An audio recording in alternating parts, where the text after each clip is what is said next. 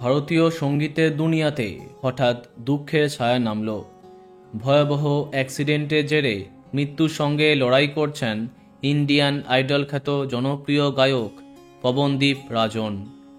জানা যাচ্ছে আজ অর্থাৎ 5ই মে ভোর 3:40 আহমেদাবাদের কাছে একটি ভয়াবহ গাড়ি দুর্ঘটনার কবলে পড়েন তিনি।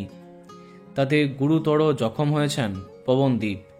ইতিমধ্যে তার একটি ভিডিও ভাইরাল হয়েছে, যেখানে দেখা যাচ্ছে খুবই বাজেভাবে আহত হয়েছেন সকলের প্রিয় এই গায়ক।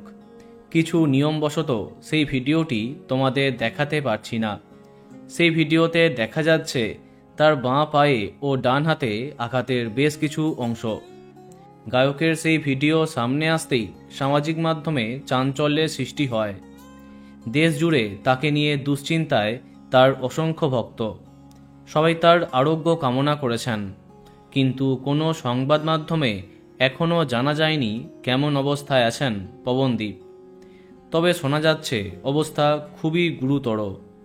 প্রসঙ্গত উল্লেখ্য, উত্তরাখণ্ডের ছেলে পবনদীপ ইন্ডিয়ান আইডল সিজন 12-এ সেরার সেরা খেতাব জয় করেছিলেন। বেশ কিছু জনপ্রিয় বাংলা গানও তিনি গেয়েছেন। আমাদের প্রার্থনা সব যেন ঠিক হয়ে যায়। বন্ধুরা, ভিডিওটি এইটুকুই। বাংলা বিনোদনের অন্যান্য আরও খবর পেতে সাবস্ক্রাইব কারেন্ট বস। ধন্যবাদ।